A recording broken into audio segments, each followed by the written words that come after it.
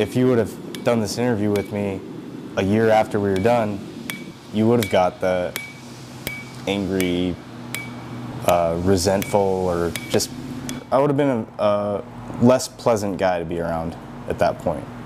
And, you know, I've had all this time to not really reflect, but to kind of grow into my situation, I guess.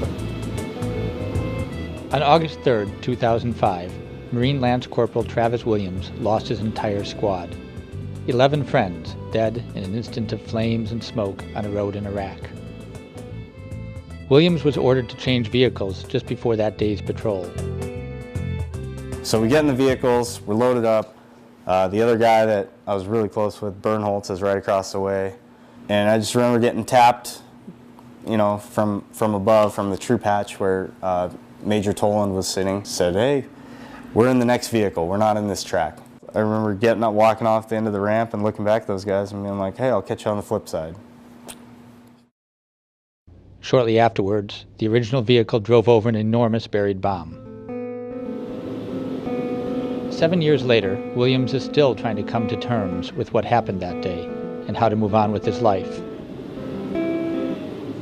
I feel like of all the people that were killed in that explosion, I shouldn't have been the guy that was pulled out in the morning. And I feel guilty that I'm back here, I'm alive. These guys had wives and girlfriends and kids, and I don't have any of that. I don't have any, you know, I have 3 dogs.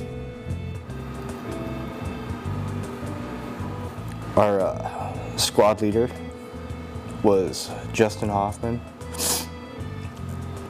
and he was from Ohio. He was a great squad leader. He kept everybody on task, and he also made sure that we all remembered that we weren't just in that country to kill people. Reed,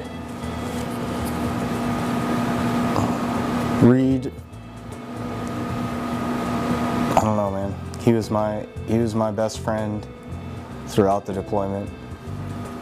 Eric Bernholtz, he was fresh into the world, very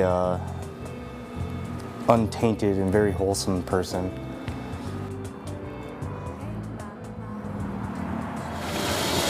For the past year, the 29-year-old has been working at Bearing Made Knives, a small company in Missoula, Montana, that produces custom-made hunting and combat knives. Williams forges the steel, cuts the blades, and polishes the ivory and antler handles. For long hours each day, he lets the noise drown out the memories.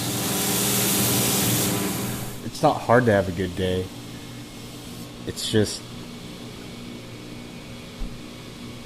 I don't know. It's not the same day that me before Iraq would have had. I don't feel like I've had a bond or a connection with somebody since these guys. It's not that I like consciously tell myself I don't want to have that. It's just that I don't think I'm physically able to have that. Sometimes I wish life was just as easy as when I was in high school and didn't know about all the horrible things going around, you know, elsewhere. But then again, on the other hand, makes me appreciate everything a lot more. Knowing that one day I could be smoking and joking with best friends in the world, and, you know, the next day, lonely. You know, if every moment was a happy moment, what's a happy moment? It doesn't mean anything. And you need the two to have any kind of meaning.